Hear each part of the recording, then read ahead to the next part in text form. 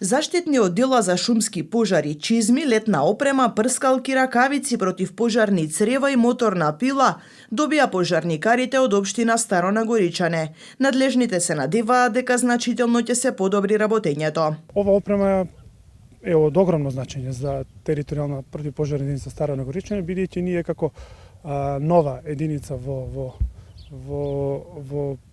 да кажеме во на територија на Старо Нагоричане и низ Македонија, располагаме со помал број на опрема, располагаме со 10 пожарникари, имаме 2 противпожарни возила, ги гледате, едното е Мерцедес, другото е там, така да успеваме да покриеме да го покриеме целиот дел на територијата.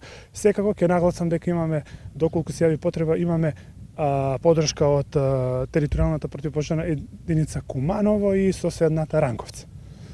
Сето тоа е од, да кажеме, од огромно значење за жителите на општина Старо Нагоричане и бидејќи низ минатите години имаме поголем број на интервенции, пожари за разлика од минатата година каде што таа бројка малку повеќе се намали и можеме да кажеме дека помалку имавме работа.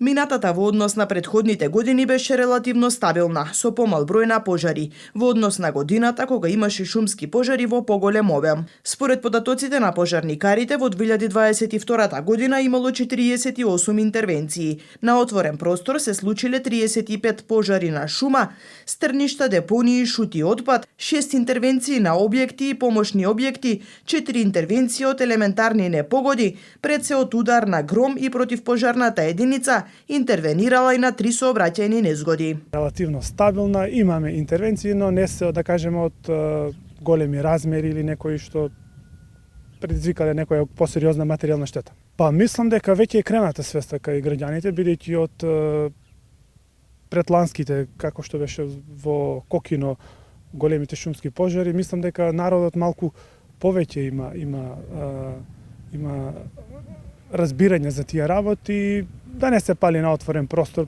претежно во летните периоди и да се внимава кога се оди на излет или кога се прави скари и така натаму.